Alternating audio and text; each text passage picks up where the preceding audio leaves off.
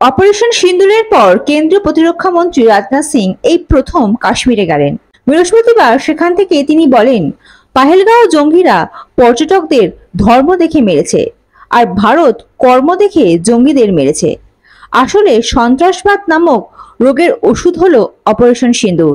রাজনাথ সিং বলেন, জঙ্গিরা ভারতীয়দের ধর্ম দেখে মেরেছে, আমরা ওদের কর্ম দেখে মেরেছি।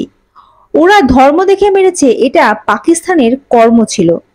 আমরা কর্ম দেখে ওদের মেরেছি, এটাই আমাদের ভারতীয়দের ধর্ম।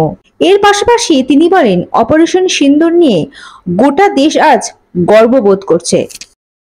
इन विषम परिस्थिति में आप सबके बीच आज आकर मैं स्वयं को बहुत ही गौरवान्वित महसूस कर रहा हूं। हमारे प्रधानमंत्री माननीय नरेंद्र मोदी जी के कुशल नेतृत्व और मार्गदर्शन में ऑपरेशन सिंदूर के दौरान आपने जो कुछ भी किया है उस पर पूरे देश को गर्व की अनुभूति हो रही है।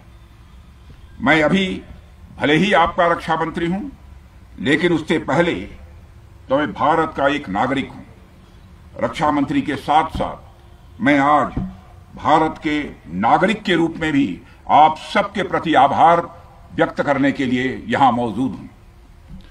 पहलगाम हमले के बाद हमारे जम्मू कश्मीर की जनता ने पूरी एकजुटता के साथ और पाकिस्तान और साथ ही साथ आतंकवादियों के प्रति जिस प्रकार से अपने गुस्से का इजहार किया है, मैं जम्मू कश्मीर की जनता का भी अभिनंदन करता हूं।